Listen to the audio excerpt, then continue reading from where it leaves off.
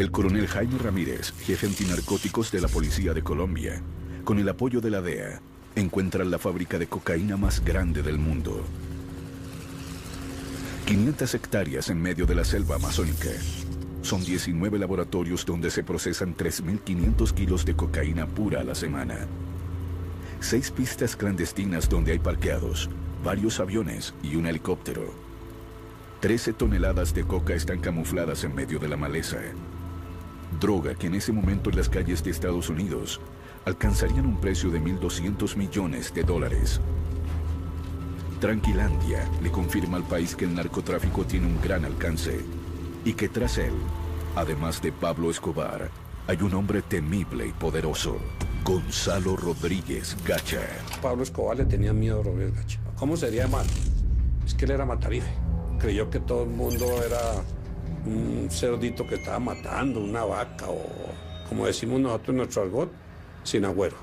Yo creo que Rodríguez Gacha era un hombre mucho más rico que Pablo Escobar y que tenía una visión financiera mucho menos parroquial que la que tenía Pablo Escobar. Gacha era un asesino, Gacha era un asesino despiadado. Fue el socio violento que necesitaba Pablo Escobar para desatar toda esa etapa de narcoterrorismo que hubo en el país. Inclusive las cosas que ocurrieron en Bogotá por cuenta del narcotráfico eran de gente que estaba a las órdenes de Rodríguez Gacha. Si nosotros hacemos un análisis del mexicano y lo comparamos con Pablo Escobar, pongamos que el mexicano es un 10 y Pablo Escobar era un 3 o un 4. Entonces, no había comparación. Hombre, pues ya que soy una persona bastante humanitaria, yo veo que esto es una cosa bastante lamentable. Temido hasta por Pablo Escobar, ¿quién era finalmente Gonzalo Rodríguez Gacha, el mexicano? ¿Un capo de la droga? ¿El brazo armado del cártel de Medellín? ¿El hombre que más influyó en los carteles mexicanos? ¿Un psicópata? ¿Un instrumento del poder?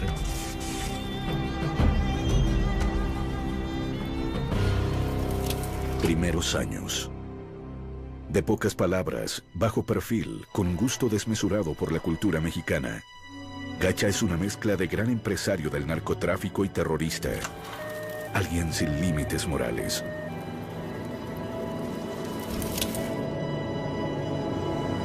Nacido en una vereda de Pacho, Cundinamarca, Gacha se inclina desde muy joven por el delito.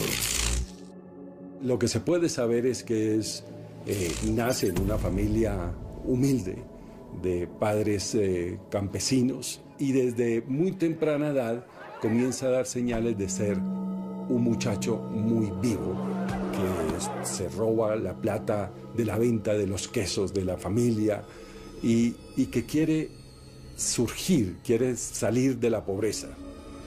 Apenas cumple la mayoría de edad, viaja a Bogotá, donde conoce al hombre que marcó su vida, Gilberto Molina, el gran zar de las minas de esmeraldas del occidente de Boyacá.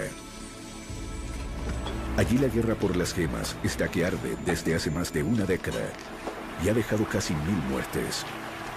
Molina era el gran jefe de la zona minera. Le ha ganado la partida a los competidores por el control de las minas. Entra el contacto con las armas en el desarrollo de sus relaciones con la minería de las esmeraldas, que le va a permitir posesionarse, dado el carácter violento y su particular inclinación a resolver a través de las acciones definitivas, mortales, los conflictos que hay en el área minera. Intenta hacerse rico buscando esmeraldas, pero Gacha no quiere ser un subalterno. Quiere tener sus propias minas, su propia riqueza, su propio ejército. Y va a probar suerte a la costa atlántica, en plena bonanza de la marihuana. Son mediados de los años 70.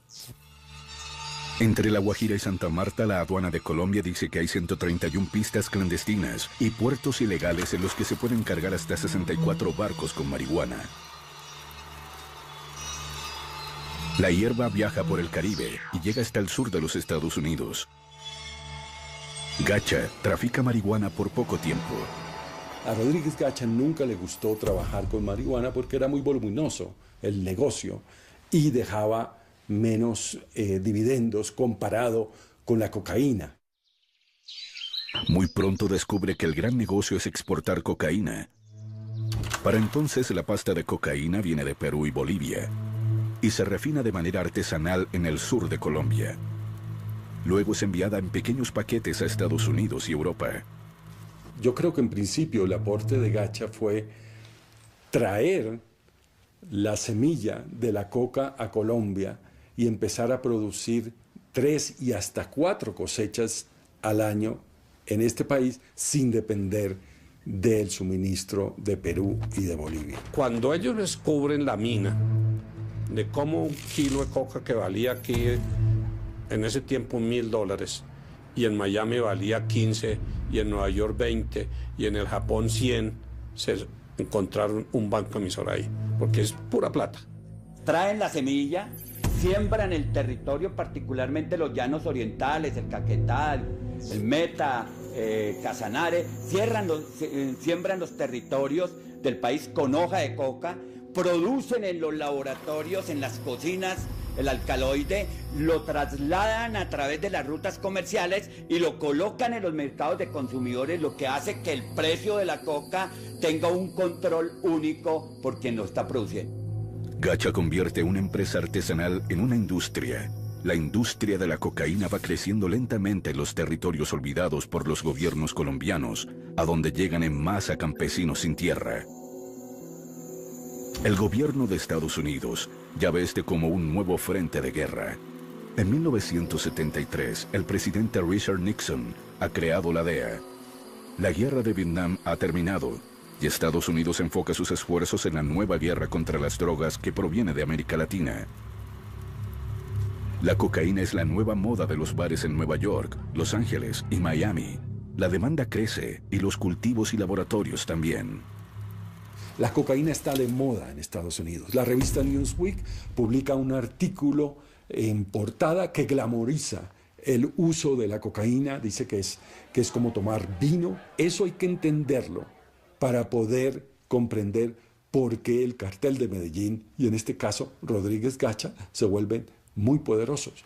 Porque hay una gigantesca nariz abierta en Estados Unidos consumiendo toneladas de cocaína o fumándose grandes hectáreas de marihuana. Guerra contra el Estado. En Colombia, uno de los primeros en entender el desafío que significaban los narcotraficantes fue el coronel Jaime Ramírez, un hombre valiente que se niega a aceptar que Colombia caiga en manos de ilegales. Ramírez está tras la huella de Verónica Rivera, la llamada reina de la coca, quien es la que conecta a Rodríguez Gacha con los que serían sus socios por el resto de su vida. El clan Ochoa, Pablo Escobar y Carlos Leder, el grupo que la DEA bautizaría como el Cartel de Medellín. Yo creo que la relación entre Gacha y Escobar era una relación de respeto mutuo. Los dos sabían que eran asesinos peligrosos, traicioneros, que se podían hacer daño. Pablo Escobar era un narco que soñaba con ser presidente, que tenía toda una filosofía endeble, política, y Gacha se entendía a sí mismo como un campesino que no tenía aspiraciones políticas, sino que quería hacer plata y hacer lo que le diera la gana con ese dinero. Gonzalo Rodríguez Gacha para la DEA siempre fue el hombre más importante que existió en ese entonces, muchísimo más que Pablo Escobar. El mexicano era el número 1 para la DEA, era el objetivo principal. Para principios de los años 80, Rodríguez Gacha tiene una red de laboratorios en las inhóspitas selvas. Pero no está solo. Allí desde hace años tiene su imperio, las FARC. Una guerrilla de mediano poder en aquel entonces, ignorada en el centro del país, pero que maneja con mano de hierro la vida de miles de los humildes colonos que llegan a la selva tras un nuevo dorado, la coca. Ya son 4.000 las hectáreas cultivadas. 20 años después, al finalizar los 90, serían 150.000. Para ese entonces, las rutas de la coca en el Caribe, que maneja Carlos Leder desde el Cayo Norman, en las Bahamas, son asediadas por la DEA. Rodríguez Gacha entonces, con su hambre de poder, mira hacia México, donde prevé está el futuro del narcotráfico. Pero en realidad lo que pasó es que los Estados Unidos logró bloquear la vía del Caribe, marítima y aérea, para acceder a Estados Unidos con droga enviada directamente desde Colombia. Y fue a partir de ese momento que los embarques de droga empezaron a salir por el Pacífico a Centroamérica y a México, que obviamente es mucho más difícil de cuidar porque es una frontera viva gigantescamente larga y pasa tanta gente que es mucho más difícil controlarla. El cartel de Sinaloa, controlado por Félix Gallardo, estaba interesado en diversificarse.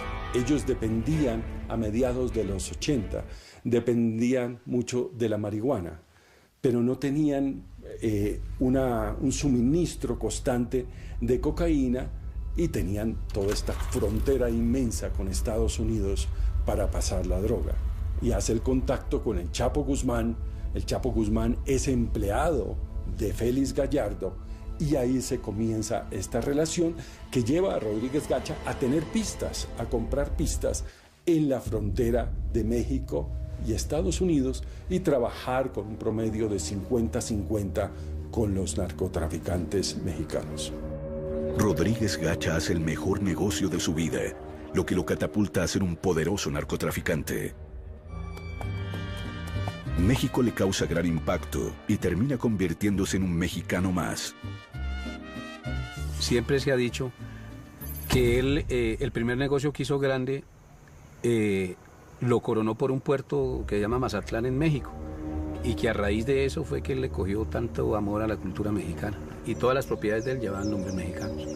Los caballos tenían el nombre mexicano, en la finca tenía 200 sombreros de colección de alto costo, en unos están, me dicen que inclusive muchos cantantes famosos vinieron a compartir con él. El negocio está disparado. Los miembros del cartel de Medellín, incluido Rodríguez Gacha, posan de benefactores del país. Incluso Gacha reparte dinero a las víctimas del terremoto de Popayán. Pablo Escobar se lanza a la política y Carlos Leder da discursos nacionalistas en la plaza pública.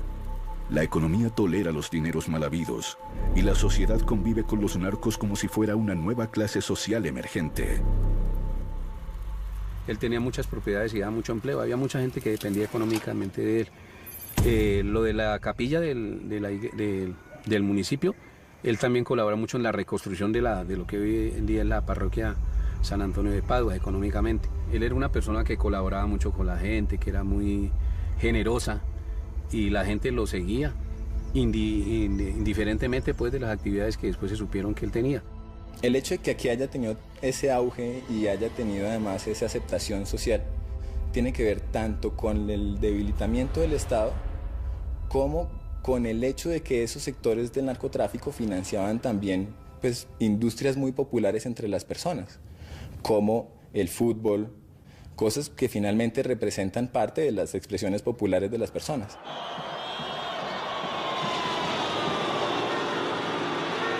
Gacha compra a Millonarios, el equipo de fútbol más popular de Bogotá, y el negocio se celebra con un clásico contra Santa Fe, en Pacho, el pueblo del mexicano. Cuando vino Millonarios me acuerdo que la pretemporada la hicieron acá en Pacho. Me acuerdo del Toro Funes que vino, me acuerdo de Godoy, de Vivalda.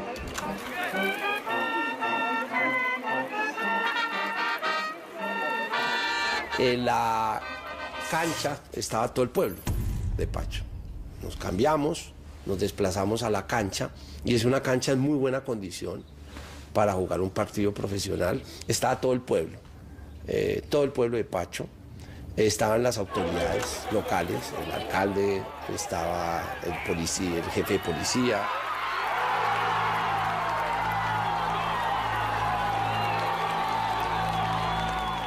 Solo un puñado de hombres ven en los narcotraficantes un peligro para la sociedad. Luis Carlos Galán ha creado el nuevo liberalismo y uno de sus líderes más importantes, Rodrigo Lara Bonilla, entiende la amenaza que significa esta naciente mafia. Es tan extremo que si usted observa las casas en el país, va a encontrar que los colombianos han tenido que volver cárceles sus casas. Lara y Galán saben que no se trata solo de dinero y corrupción. Ven el potencial violento de los carteles. Claro, porque inmediatamente pues detectó algo que era muy visible, que era muy notorio, y fue pues la infiltración del narcotráfico en el fútbol, digamos, como una forma primero de lavar dinero y como una forma también para ellos de montar una industria. En ese entonces, naturalmente, salieron defensores de los equipos, defensores de esas estructuras mafiosas, a decir que, pues, que era un loco, que cómo podía acusar al fútbol colombiano, un juego del pueblo, de estar infiltrado por el narcotráfico. En 1982, Lara Bonilla se convierte en el ministro de Justicia del gobierno de Belisario Betancur, y desde allí empieza su combate al narcotráfico de la mano del coronel Jaime Ramírez. Jaime Ramírez se convirtió en la mano derecha tanto del embajador como del representante de la DEA, y son ellos los que después fraguan la relación con la persona que necesitaban en ese momento en el gobierno, que era Lara Bonilla. Lara, apoyado por la información que Ramírez le brinda primero, denuncia la presencia de narcotraficantes en el fútbol. Luego pone sus ojos en los aeropuertos. Se da cuenta de que los cielos están siendo surcados por centenares de aeronaves cargadas de droga e inmoviliza a 150 de ellas. Bueno, básicamente el cartel de Medellín tenía una flota aérea al servicio del narcotráfico, contada con la complicidad de la aeronáutica civil para las licencias de los aviones. En ese momento, el ministro Lara Bonilla, con la ayuda del coronel Ramírez, decide hacer una revisión exhaustiva de quiénes están detrás de estas avionetas, helicópteros y aviones del cartel de Medellín. Y él se sorprendió muchísimo, dijo, bueno, pero ¿cómo es posible que el narcotráfico hoy esté utilizando aeronaves? Porque es que una aeronave necesita de un permiso oficial, necesita de una matrícula, necesita aterrizar en pistas. ¿Qué está pasando en el país? ¿Qué está pasando con nuestras autoridades? Entonces les aterrizan los aviones, cosa que naturalmente al narcotráfico le duele muchísimo porque empieza a dificultarle su tarea. En una sociedad permisiva con los narcotraficantes, que banaliza su influencia en la política y en la economía, Lara y Rodríguez se convierten en verdaderos obstáculos para Gacha y el resto del cartel de Medellín. Intentan sacarlos del camino a como dé lugar. Lara es citado a un debate de control político, y antes de él mostrar las pruebas que tiene de que Pablo Escobar es un narcotraficante agazapado en la política, recibe un golpe bajo. Y tan pronto llega al Senado se da cuenta de que él lo citan a debate, él no sabía por qué. Lo único que sí le pareció extraño es que lo estaba citando Alberto Santofimio Botero, Jairo Ortega, cuyo suplente era el señor Pablo Escobar, y el debate era un supuesto cheque de un señor narco llamado Evaristo Porras. Él se sorprendió y dijo, ¿pero cheque de qué? Y él dijo, pero yo no entiendo, primero, esto es un cheque supuestamente dirigido a mi nombre y endosado, pero ¿cómo voy yo a endosar un cheque con un número de cédula mal? No es mi número de cédula. Yo creo que fue un complot, mire. Yo no tengo la menor duda que fue una trampa que le pusieron a Rodrigo. Trataron de derrumbarlo, no solamente los narcos, sus adversarios políticos, porque era un hombre políticamente muy vehemente, y tenía, pues era una carrera muy promisoria. Se trata de una escalada del narcotráfico que hoy busca la salida de un ministro del gabinete porque lo considera... Es un golpe demoledor para Lara, fraguado por el cartel de Medellín para desprestigiarlo. Su partido le abre una investigación ética. Eso era increíble. O sea, y quedó de investigador a investigado, se transformó y él perdió esa batalla. Él se sentía que lo dejaron solo, los Galán, Luis Carlos Galán lo dejó solo, todos. Sin embargo, la lucha sigue. Lara con Ramírez y la DEA se preparan para demostrarle al país que el narcotráfico es mucho más peligroso de lo que se piensa. Hay que tener en cuenta que teníamos aquí en Colombia un embajador muy cercano al presidente Ronald Reagan, un soldado de Reagan, es Lewis Tams, y él llega con una obsesión a Colombia, que es quién produce los precursores para procesar la cocaína. Y se da cuenta que en el mundo hay solamente 7 empresas, y se da cuenta que el 90% del éter que entra a Colombia se usa para el procesamiento de cocaína. La DEA está dispuesta a seguir la ruta del éter para encontrar los laboratorios donde se produce esta industrialmente. Estos señores le ponen a las canecas de éter unos beepers con unas antenas que van camufladas en la parte exterior de las canecas. Son 3 beepers. El cargamento sale de New Orleans, llega a la finca Veracruz, propiedad de los Ochoa, y de ahí sale a el sur de Colombia, a Caquetá. Tras la pista del éter, la policía hace una operación a la que no asiste Ramírez y se hace un decomiso gigante en las selvas del Yarí, 1,5 toneladas. Pero algo extraño ocurre al día siguiente. Resulta que a un tío mío se le acercaron los oficiales de la policía y le dijeron que unos señores les habían pedido que le dijeran a mi papá que sacara a su gente de allá y que le ofrecían lo que él quisiera. Entonces él sospechó. El hecho que intentaran sobornar a Ramírez fue un indicio para Ramírez de que quedaba más droga por incautar. Entonces él se fue para allá en un helicóptero pequeño con un piloto y un escolta y aterrizaron, y hasta ese momento fue la cantidad de droga, cocaína pura, más grande que se había cogido en Colombia, y él empezaba a ver que había muchos más laboratorios, que lo que pasa es que estaban camuflados entre la selva. Yo creo que Tranquilandia es el comienzo de todo, y es el comienzo de la gran tragedia nacional que hemos vivido en los últimos 30 años. O sea, ahí arrancan los grandes problemas del país. El gigante complejo industrial de cocaína se llama Tranquilandia, pues los narcotraficantes jamás pensaron que sería descubierto. Tranquilandia permite conocer por primera vez a Gacha, un hombre tan poderoso como Pablo Escobar en el cartel de Medellín. Y entre el 78 y el 82, ¿qué ocurrió?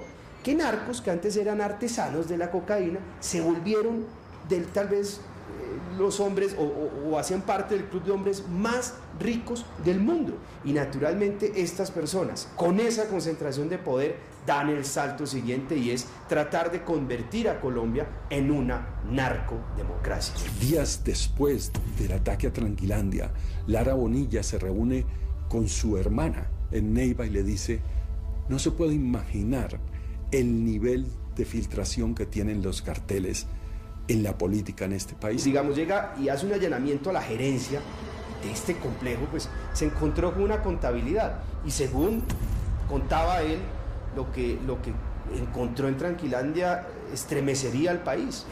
La guerra del narcotráfico apenas comienza. Yo creo que en ese momento de Tranquilandia el país estaba acostado con el enemigo. El hallazgo de Tranquilandia deja enfurecidos a los miembros del cartel de Medellín, pero especialmente a Rodríguez Gacha, quien empieza laboriosamente a organizar el atentado contra Lara Bonilla. Él citó un día al coronel Ramírez. Le dijo: coronel, tengo información muy seria de que hay un plan para asesinarme.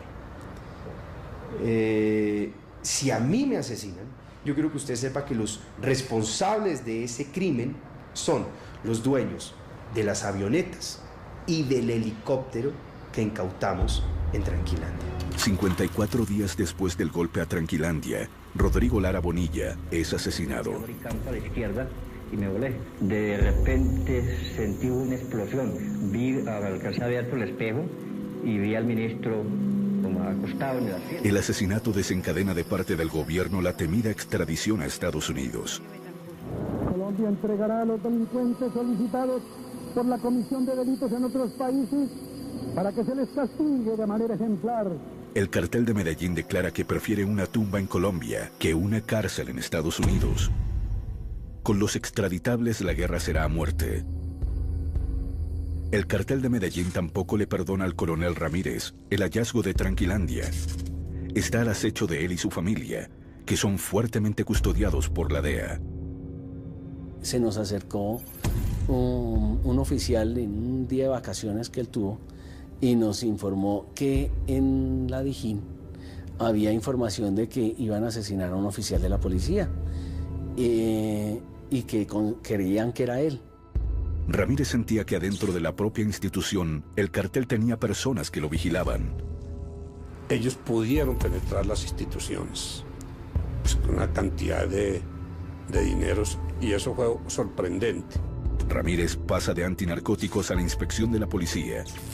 Se siente vulnerable y un blanco seguro del cártel de Medellín. El viernes él se comunica con el oficial que tiene infiltrado en el cartel de Medellín y el oficial le dice que había muerto el jefe del grupo de ejecución de él. Era un tal Cuco. Y que la orden estaba en stand-by. Entonces eso nos confió. Y nosotros compartimos ese fin de semana con la familia como no lo habíamos hecho en mucho tiempo. Ya regresando de Bogotá fue que nos hicieron el atentado. Íbamos hablando del futuro en ese momento cuando yo sentí algo que sonaba tac, tac, tac. Yo pensé que era que el carro estaba cascabeleando. Después entendimos que eran las ráfagas de ametralladora que tenía silenciador. En ese momento ya me di cuenta que Jaime fue una ráfaga tenaz. Cuando el carro pierde el control, mi papá cae al lado de mi mamá, nosotros nos tiramos al piso del carro cuando vimos que todo era un infierno. Entonces me bajé del carro para abrirle a mis hijos la puerta de atrás. En ese momento me encontré con el asesino de frente con la ametralladora que me la puso al pecho y yo le imploré que por favor no me matara. Entonces él se fue, Jaime estaba recostado, pues muerto, recostado sobre el lado mío y fue y le hizo un tiro en el oído para rematarlo. Tranquilandia había sido finalmente vengada por la mafia y la guerra contra el Estado será brutal a lo largo de la segunda mitad de los años 80. Eran misiones mesiánicas de un ministro que estuvo a punto de renunciar por una extorsión de los narcos, de un policía que creía en su país y que creía que había lugar para demostrar que se podía luchar contra ellos, y de uno que otro periodista o político que apoyaba también esa causa, pero no era una acción del Estado. Entonces toda esa gente luchó en forma solitaria y murió en forma solitaria y bajo un gran desagradecimiento de ingratitud de parte del Estado. Guerra contra la izquierda. Rodríguez Gacha tiene otras guerras entre sus manos. Una de ellas contra las FARC. Cuando Gacha instaló los primeros laboratorios en las selvas del Yarí, este era un territorio olvidado por el Estado, pero bajo el control de la guerrilla comunista de las FARC. El grupo armado cobra un impuesto a los cultivos y laboratorios, y la relación con Gacha siempre es tensa y difícil. Gacha tenía unos intereses muy fuertes en el centro, en el sur del país, donde estaba el laboratorio Tranquilandia, que por mucho tiempo habían convivido con las FARC porque habían hecho un intercambio. Las FARC protegía el laboratorio y ellos vivían tranquilos y exportaban sin ningún problema. Por supuesto que las FARC, y quiero ser clara en esto, tuvieron muchas relaciones y muchos vínculos con el tráfico, pues porque fueron sus colonos, gente con la que ellos habían ayudado a colonizar el Caquetá, que estaban sembrando la coca y ellos eran intermediarios y ellos regularon ese mercado. Pero ellos no estaban de socios en el laboratorio y exportando cocaína, que era por lo menos no en ese momento. Primero cobraban impuesto, pero empezaron a ver que eso era bueno, empezaron a cobrar impuesto por cultivos. Después cobraban por laboratorio. Ese fue un curso de ascenso, después por kilo y después ya hicieron contactos internacionales. En el Magdalena Medio, donde Gacha se ha hecho a las mejores tierras, y allí la guerrilla también acosa con la extorsión y el secuestro. En 1981, la guerrilla del M-19 secuestra a la hermana de uno de los miembros del cartel de Medellín, Marta Nieves Ochoa. El cartel funda un grupo paramilitar en Puerto Boyacá, donde Gacha ha comprado inmensas tierras. El MAS. Muerte a secuestradores. Así comienza una de las etapas más nefastas de la historia reciente de Colombia, la de las masacres y el exterminio. Cuando la devuelven, la devuelven como a los 90 días, ese MAS originario se disuelve, pero el nombre MAS se convierte en una especie de franquicia o de nombre fácil para que cualquiera que quisiera asesinar gente que tuviera que ver con guerrillas o incluso con la izquierda solamente pudieran asesinar. Gacha financió Muerte a los Secuestradores, que fue una primera célula de estos grupos paramilitares. Fue el paso entre digamos, en la historia del paramilitarismo, estos escuadrones de la muerte encubiertos en los que eran miembros del ejército directamente los que se hacían pasar como escuadrones de la muerte, fue el paso de ese tipo de estrategia a una estrategia en la cual se vinculaban campesinos, sectores rurales, a pequeños grupos y estructuras que se terminaron convirtiendo después en un ejército, las Autodefensas Unidas de Colombia. Pero bueno, Gacha hizo parte de todo ese proceso. El mexicano intenta hacer acuerdos con las FARC, pero no lo logra. Por el contrario, estos atacan algunos de sus laboratorios. Jacobo siempre se opuso al narcotráfico. A él no le importaba que se cobrara el famoso gramaje, que era este impuesto que se cobraba por la coca, pero lo que sí estaba totalmente en contra era que se entrara en el negocio, que las FARC se metiera. Aunque las FARC están en medio de un proceso de paz y en un cese del fuego con el gobierno, las hostilidades con la gente de Gacha son frecuentes, tanto en los llanos como en el Magdalena Medio, donde se ha convertido en un gran terrateniente. Pero allá es diferente a las selvas del Yarí. En el Magdalena Medio están en juego grandes haciendas ganaderas, riqueza y el poder político de sus aliados. Los ganaderos en particular están agobiados con las extorsiones y secuestros de las FARC, y con el apoyo del batallón Bárbula del ejército, crean una autodefensa, una figura que era legal en Colombia desde 1968, y a la que acudieron también los esmeralderos y todos aquellos que tenían negocios en lugares apartados del país.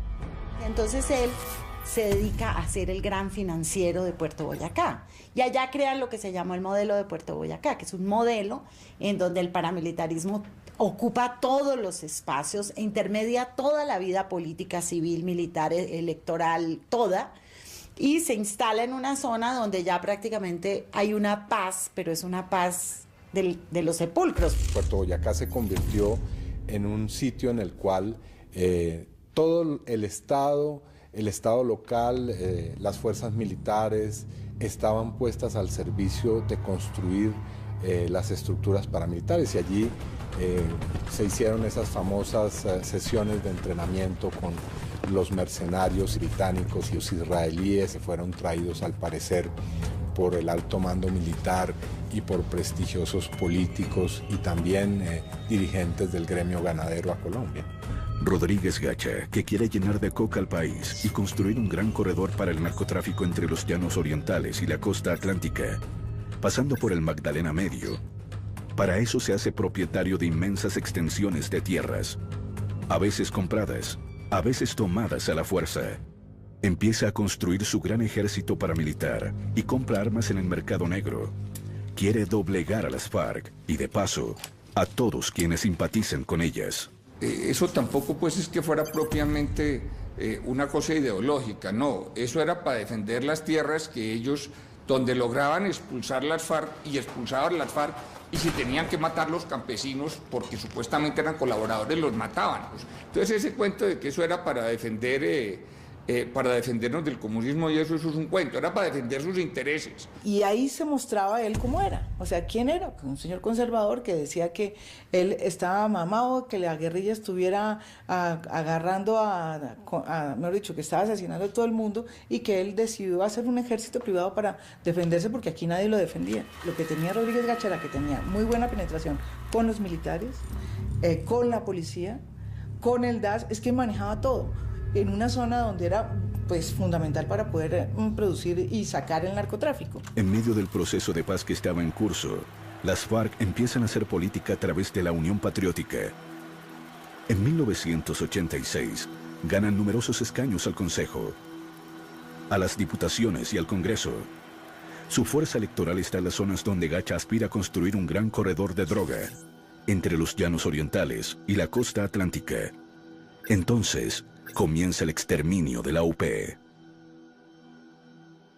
Efectivamente, Gacha aparece como autor y como determinador de varios de los principales asesinatos y magnicidios que se cometieron en las primeras salidas públicas de la Unión Patriótica, en elecciones y también en los procesos que se estaban estructurando en las regiones del país. Entre 1986 y 1989, la guerra sucia contra la Unión Patriótica es devastadora. Masacres como la de Segovia se hacen para golpear a sus bases sociales. Son asesinados 9 de sus congresistas y cientos de concejales. Gacha entiende que cualquier proceso que permita entrar en la vida civil a guerrilleros, como es el de la UP, va a crearle a él un enemigo ya dentro del mundo lícito, y entiende que hay que eliminarlos a todos, y financia esa campaña terrible de asesinato de 3.000 militantes de la Unión Patriótica.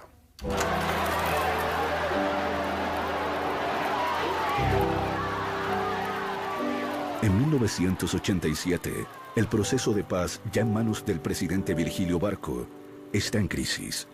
Las FARC rompen la tregua y semanas después, Gacha ordena la muerte del candidato presidencial de la UP, Jaime Pardo Leal, un carismático abogado de centroizquierda. La muerte de Pardo Leal se convierte en un punto de quiebre para el país. Las FARC asumen que no hay espacio para pactar la paz y se van por el camino de la guerra hasta hoy. Guerra contra el cartel de Cali. Gacha y el cartel de Medellín abren un nuevo frente de batalla en 1987, esta vez contra el cartel de Cali. La guerra empieza porque ellos se habían dividido sus negocios en Estados Unidos. El cartel de Cali toma la parte de Nueva York y la parte norte, y parece que ellos vieron mucho celo porque les fue mejor a los de Cali y empezaron a meterse en sus negocios. Esta es la guerra que marcará el principio del fin del cartel de Medellín. La guerra empieza cuando el cartel de Cali dinamita el edificio Mónaco donde vive Pablo Escobar. Luego el cartel de Medellín se ensañarán contra las drogas La Rebaja, una cadena de farmacias propiedad de los hermanos Rodríguez Orejuela de Cali. En esa guerra, el brazo armado, como lo fue en otras, del cartel de Medellín, era Rodríguez Gacha. Pablo Escobar sabía que contaba con un hombre que tomaba esas decisiones militares rápidas y que era bueno para la logística, y lo utilizó para esa guerra contra el cartel de Cali. Guerra contra esmeralderos. Pero a Rodríguez Gacha se le abrió un campo de batalla más. Sus antiguos amigos, los esmeralderos. Rodríguez Gacha soñaba con crear un corredor que le permitiera sacar la droga por los llanos orientales hacia las costas, y para eso tenía que pasar por el terreno de Víctor Carranza, el gran zar de las esmeraldas. No quiere que su zona se contamine con el negocio de la droga, entonces Víctor Carranza cree que le puede dar un contentillo a Rodríguez Gacha vendiéndole una propiedad, una mina en esta zona para tenerlo tranquilo. Pero Rodríguez Gacha no quiere eso, quiere todo. Esta guerra es tan feroz que Gacha termina por asesinar a su mentor, Gilberto Molina, en 1989. Una masacre en Sasaima donde mueren 20 personas, además del hombre que le enseñó a Gacha el poder de las armas. Gacha tiene abiertos 4 frentes de batalla: contra el Estado, las FARC, el cartel de Cali y contra los esmeralderos. Necesita hombres, entrenamiento y armas. Es así como Gacha consigue que vengan hasta el Magdalena Medio por lo menos 2 misiones de mercenarios extranjeros, de Israel y de Gran Bretaña. Antes de que los mercenarios israelíes llegaran a Colombia, Gacha tuvo contacto con mercenarios británicos que le ofrecieron volar en pedazos Casa Verde, el sitio, el epicentro de las FARC. Sobre los israelíes hay mucha controversia. Yair Klein, un ex oficial del ejército de Israel, llegó con otros oficiales en retiro de su país.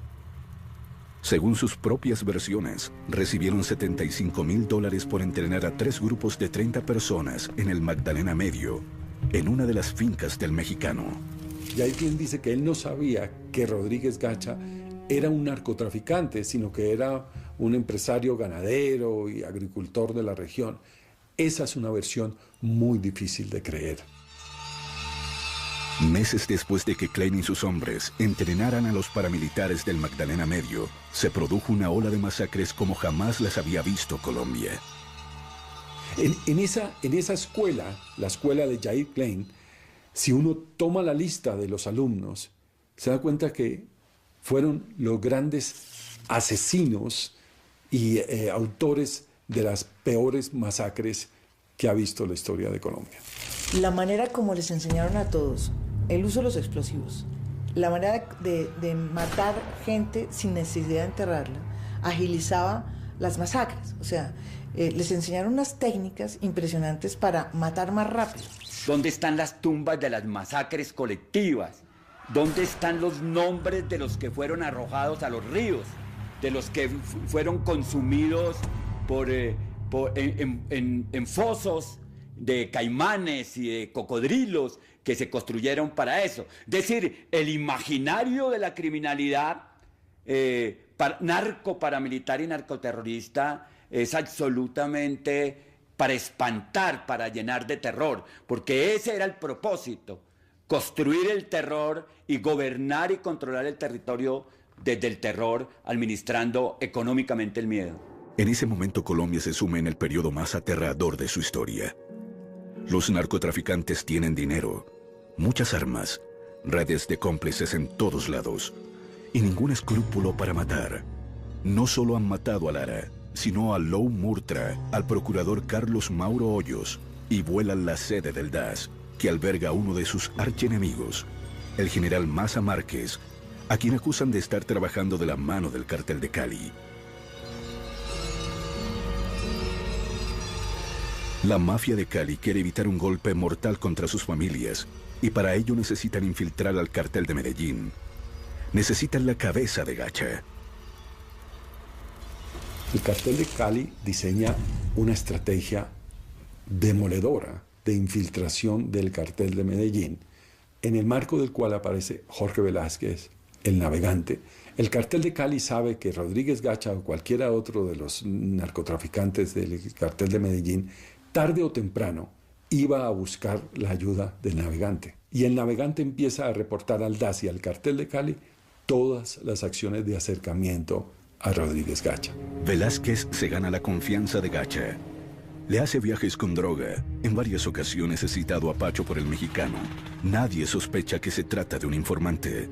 Gacha necesitaba armas y le pide a Jair Klein que le solucione ese problema. Y para ello, Rodríguez Gacha le presenta a Klein a Jorge Velázquez, el navegante. Son 2.000 fusiles, muchos de los cuales serán encontrados después en las propiedades de Gacha. Después se hizo un seguimiento del serial de una de las armas y se logró establecer que fue la que se usó para el asesinato del candidato Luis Carlos Galán. Rueda Rocha, que es el asesino de Galán, el asesino, el que puso el que está involucrado en todos estos atentados, era un hombre de Jacopí, era un muchacho de Jacopí, y Jacopí era zona de Gacha. A Luis Carlos Galán lo matan porque ellos creen que les va a voltear la torta. O sea, ellos tenían muchísima gente en el Congreso. Y ellos sentían que Luis Carlos Galán era esa parte de esa política que no iba a negociar con ellos.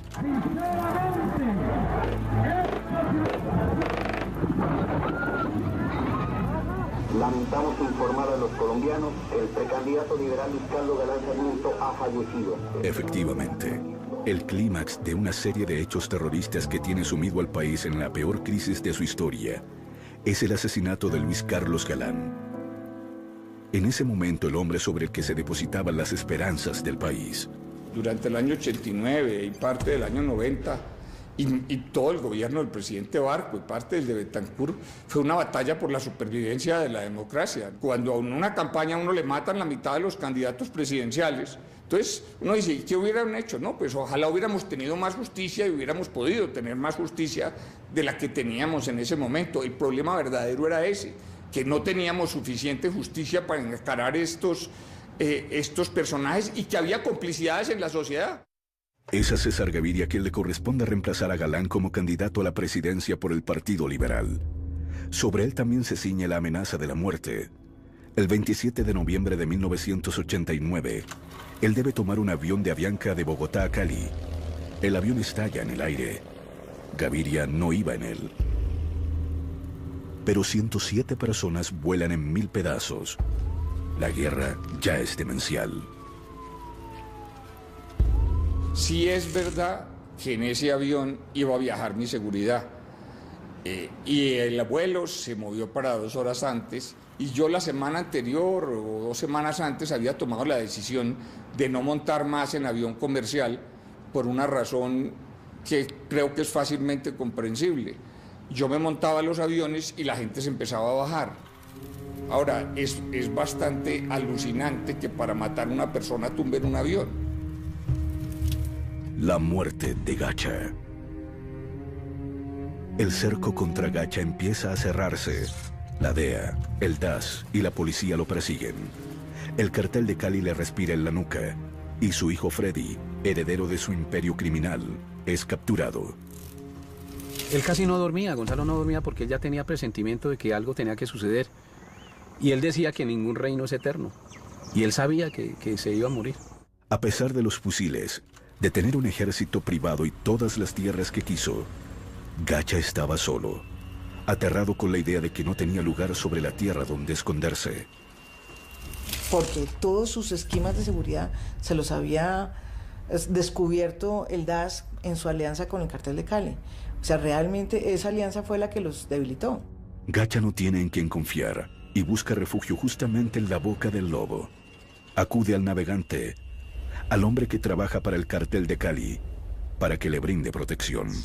El navegante se convierte en un hombre muy importante para Rodríguez Gacha, ya no solamente para mandar cargamentos de cocaína, sino como un cerebro de su seguridad.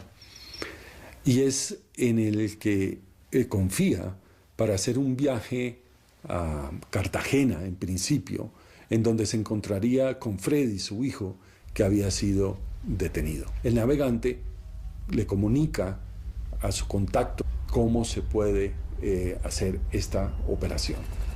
En esa misión se encuentra con uno de los helicópteros que le ordena dirigirse a la playa.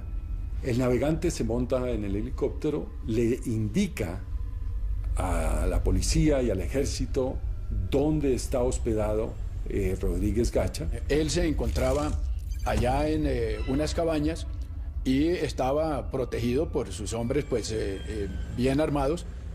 Sobrevuelan el área y ven como un camión sale de allí, un camión que ya había visto el navegante, sale de allí y empieza una persecución un poco caótica. Empezaron a atacarnos disparando, de manera que se empezó a responder el fuego. De todas maneras, Gonzalo Rodríguez se dispersó.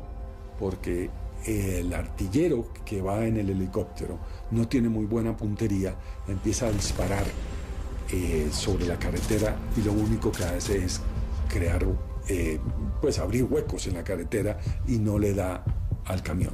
Se le ordenó a través del altoparlante del helicóptero que detuvieran el vehículo para hacer el procedimiento de abordarlo e identificar quiénes iban ahí. El vehículo fue abandonado bruscamente sobre la vía y de él descendieron apresuradamente 2 ocupantes. Se dan cuenta que es Rodríguez Gacha, que va corriendo en una zona de Coveñas entre potreros.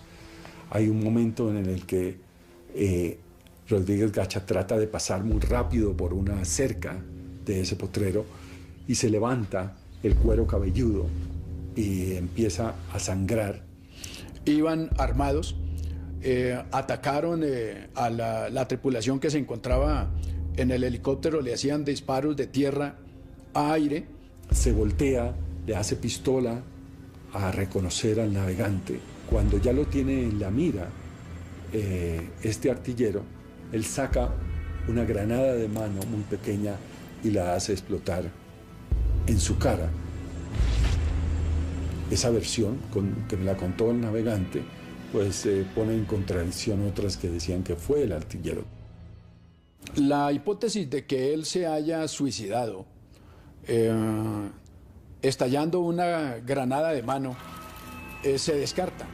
hay una evidencia que es definitiva, y es que aunque él tenía, creo, parte de las heridas en alguna de las manos, pues no había perdido la mano con la que supuestamente había activado y había estallado la granada para suicidarse. Había muerto atacando, se resistió, se enfrentó y murió en esas actividades violentas en que había vivido.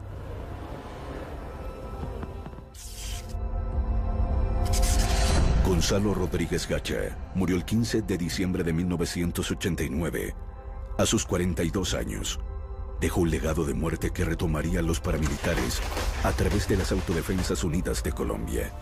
Gacha y su herencia de muerte. Sus víctimas se cuentan por miles y Colombia no logra todavía entender por qué produce personajes como Gacha, ni por qué el narcotráfico ha sido tan persistente. Yo tengo la teoría que todos estos personajes fueron producto de las circunstancias. Yo he entrevistado a muchos de estos paramilitares, narcotraficantes, y yo siento que es gente que donde les tocó vivir en un país donde se normalizó matar, se normalizó hacer unas maldades terribles, y que quizás si ellos, esa misma persona nace en otra circunstancia, jamás se le ocurre volverse un monstruo, ni un asesino, ni un psicópata.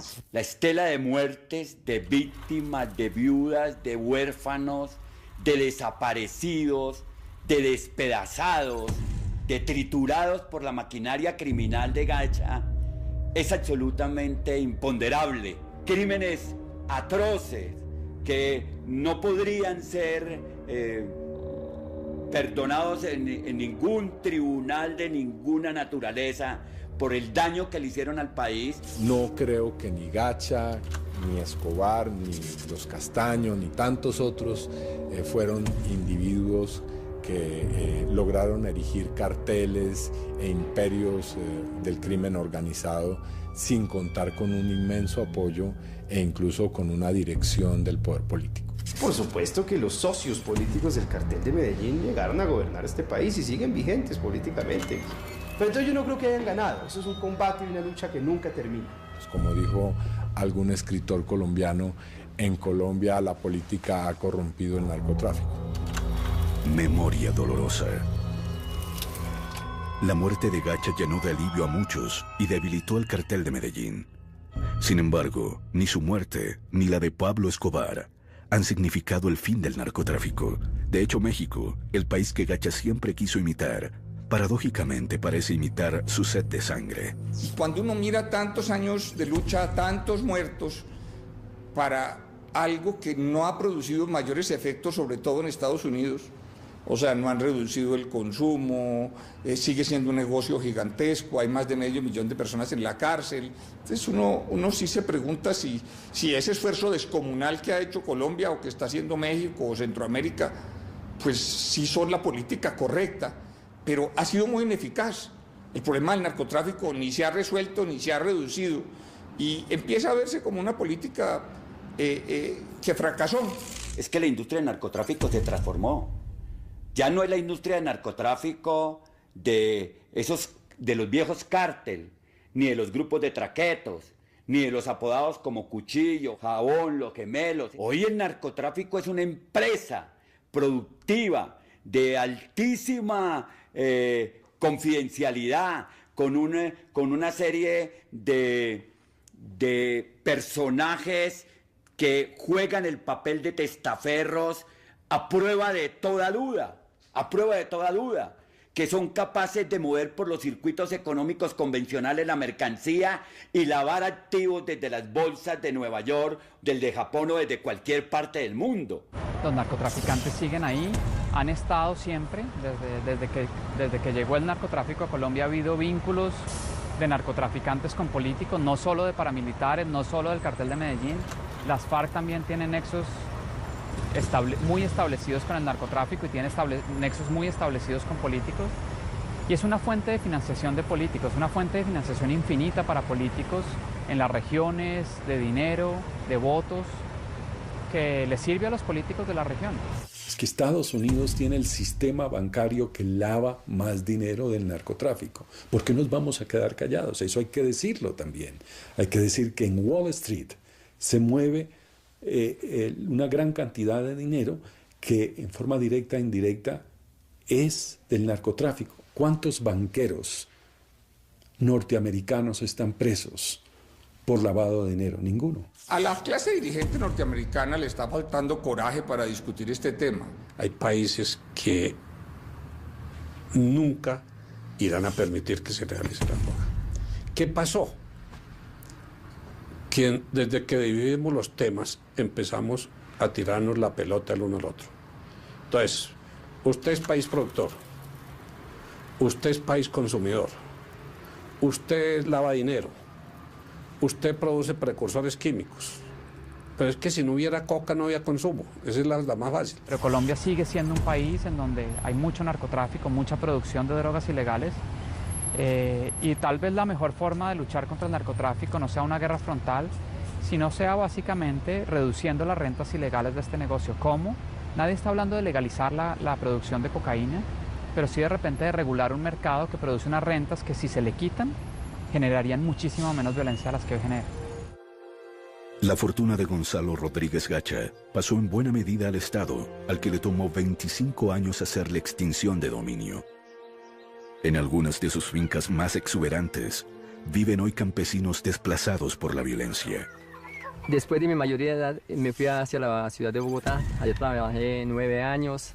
Después de eso, me vine aquí vuelvo a mi tierra, a mi vereda, porque se estaba dando lo de la reforma agraria. Entonces me inscribo, salgo seleccionado y me dicen, sale tierra para ti. Esta tierra era de don Gonzalo Rodríguez Gacha. La plata que se ganó con él es como maldita, si esa plata, eso se fuma. Porque como en el caso de mucha gente que yo conozco, incluyendo el mío mismo, yo logré hacer una pequeña fortuna, no mucho, pero eso nunca duró, eso uno se da cuenta con el transcurrir del tiempo que hay que trabajar y sudarla, y con el sudor de la frente conseguirla, porque lo contrario eso no, esa plata no dura. A un cuarto de siglo después de la muerte de Gacha, a Colombia todavía le cuesta reconocer que pasó durante los peores años de la guerra contra el narcotráfico. El país se debate entre el silencio y la adulación del mundo del narcotráfico. Fíjese que hay una tremenda presión porque los colombianos no sepamos qué pasó ahí. Y porque las personas que están vivas no sean capaces de decir la verdad. O sea, no hemos podido saber la verdad. Yo creo que en Colombia hay una tendencia a romper los espejos para que no se refleje la realidad.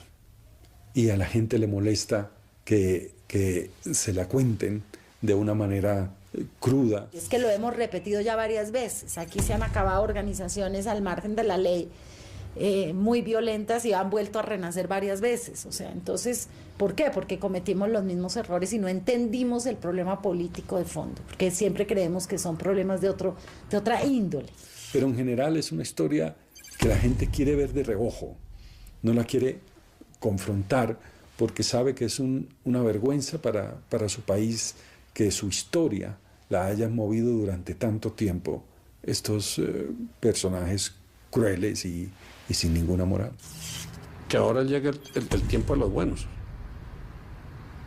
Yo creo que ahí es donde se puede hacer un equilibrio de por qué es más importante el coronel Ramírez que Rodríguez Gacha y que Pablo Escobar. ¿Por qué el coronel Franken? ¿Por qué todos los muertos? Todos que hemos sacrificado nuestra libertad, nuestra felicidad a veces, que nos escuchen. La vida de Gonzalo Rodríguez Gacha, el daño que hizo, las secuelas de sus crímenes, han inspirado una serie de televisión producida por Fox Internacional, basada en la investigación de Gerardo Reyes y los libretos de Mauricio Navas, Gustavo Salcedo y Catalina Palomino. El Rodríguez Gacha que yo escribí es un símbolo de una forma de pensar que estoy convencido todavía existe. La forma de pensar en la que valores como la lealtad, valores como el compromiso con una sociedad, el compromiso con la ley, el compromiso con las instituciones no existen.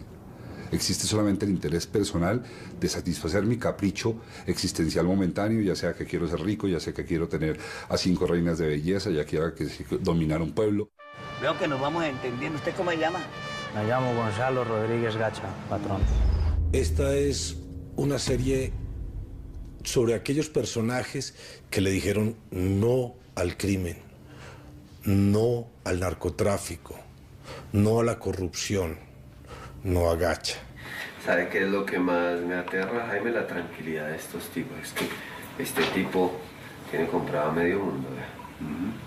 Es la historia sobre todo de aquellas personas que luchan contra este flagelo del narcotráfico y que luchan en general contra todo lo que no sea correcto, contra la corrupción, contra la deshonestidad, ¿sí? Contra la riqueza fácil.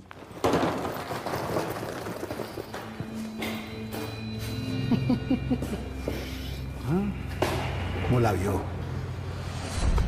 Así de sencillo. Desde el libreto mismo se ha tenido cuidado de no mitificar un personaje como Gacha. Contar la historia de este personaje que es muy atractiva, ¿sí? De una manera que permita ser leído por el espectador como lo que es, un bandido.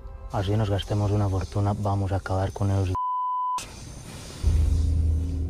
La historia que todo colombiano debe conocer. Todos esos que me miran desde arriba me van a mirar desde el piso. El canal RCN te trae otra gran superproducción, alias El Mexicano, con Flora Martínez, Rafael Novoa, Juan Sebastián Calero, Carolina Gaitán, Toto Vega, Nicolás Rincón, Manuela González, Fabio Rubiano, alias El Mexicano. Gran estreno, mañana a las 9 de la noche. Después de protagonistas de nuestra tele en sus últimos días. Entonces la historia de Gonzalo Rodríguez Gacha y de un señor que se llama Jaime Ramírez, que él era un policía de investigaciones, un tipo muy inteligente, un tipo que llegó a ser nuestro como pionero en la investigación. Créame que cuando yo hablo también de ese tema me miran como si fuera un bicho raro que hubiera bajado de una nave extraterrestre. Mira, tú te metes a internet y encuentras muchísima información acerca de Pablo Escobar y toda esta gente y Gonzalo Rodríguez Gacha, pero entras a buscar información acerca, digamos, de Jaime Ramírez y encuentras apenas, creo que una página. Eso viene de casa. Jaime Ramírez Gómez creía en la institución, creía en ser un buen policía, creía en hacer las cosas correctamente, paga. De verdad la felicito, ojalá todos los colombianos fuéramos como usted. Buenas noches. Y ojalá todos los policías fueran como usted. Yo le digo a un niño, ¿usted sabe quién es el coronel Ramírez? ¿Usted sabe quién era Rodrigo Lara? Pero le preguntas quién era Pablo Escobar o quién era Gacha y saben. Entonces, eso duele, lastima y uno dice, uy, ¿dónde estamos? ¿Qué nos está pasando, por favor? Puede decirse que la serie es un homenaje a quienes dieron su vida luchando contra el narcotráfico, cuando el resto de la sociedad ignoraba su dimensión. Rodrigo Lara Bonilla, en compañía de Jaime Ramírez Gómez, fueron los dos tipos que le pusieron por primera vez el pecho al narcotráfico en Colombia. Y los tipos que tuvieron la visión, el uno desde la policía y el otro desde la política, de saber que los criminales que estaban emergiendo eran criminales que la humanidad jamás había visto. Pero bueno, los dos tenemos el secreto, ¿no? Esto es llegar temprano a la oficina bien bañadito y uno debe que hablar, ¿sí? Arregladito y así funcionamos. Por favor, doctor Lara, siéntese. Rodrigo Lara es una persona vertical, recta, de verdad uno de los grandes héroes de esta patria, un político que de verdad ejercía el hecho de la política, que es el bien de la comunidad sobre el bien personal. Ahora sí, ¿tiene consejo de seguridad? No, doctor Lara, yo vine a hablar única y exclusivamente con usted. Dentro de cada institución siempre hay alguien que logra sobrepasar el miedo. Entonces uno dice, claro, extrañamente estos mismos personajes, estos mismos héroes, muchas veces son traicionados por sus mismos colegas. Que los fueron dejando solos porque el país los dejó solos. Les dieron la espalda, a los dos les dieron la espalda. Usted se dio el favor que yo le hice a usted. Pero la serie no es una serie de historia, sino un drama de ficción basado en una investigación periodística. Y entonces empezaron a aparecer fuentes de información, algunas pues, cuyos nombres no se pueden revelar, y me permitieron construir una ficción basada en lo real, que es uno de los grandes motores de la historia, y son personajes como Ana Belén. Buenas, con permiso. Mucho gusto. Gonzalo Rodríguez Gacha. Yo creo que Ana Belén simboliza, no solamente para la historia, sino definitivamente para el país, una reivindicación de la dignidad de la mujer colombiana. Estas historias siempre han sido contadas de una forma en la que, por el contrario, aplastan la imagen de la mujer colombiana. Lo mismo nuestra periodista, que lo interpreta Flora Martínez, se llama Isis, el personaje. Es una loca por la noticia, es una periodista, realmente periodista, que vive, sufre y quiere ser la mejor periodista del mundo y ser honesta con su profesión, y se está dando cuenta de que entra en unos mundos muy difíciles. Es una mujer que no puede ser objetiva porque cree en la verdad, cree en la justicia, entonces se empieza a meter cada vez más y más y más y más en líos. Lo duro que he encontrado haciendo esta serie es que realmente no ha cambiado nada. Estamos contando una historia de hace 50 años que se sigue repitiendo. Es importante realizar una historia sobre la vida de Gonzalo Rodríguez Gacha, porque los colombianos merecemos que nuestra historia sea contada por nosotros mismos, para leernos y entender qué ha pasado con nosotros. Yo en Rodríguez Gacha encontré un desahogo a un dolor profundo, es un dolor de país. He tratado de llamar la atención, de que cuando el país vea a Gacha se haga preguntas. Es mirar, es haber visto una radiografía del país donde están creciendo mis hijos. Es muy doloroso. ¿Será que sin el dinero de Gonzalo Rodríguez Gacha los colombianos van a dejar de vender su alma? No, porque se fue el que las compraba, pero se quedaron los que la venden.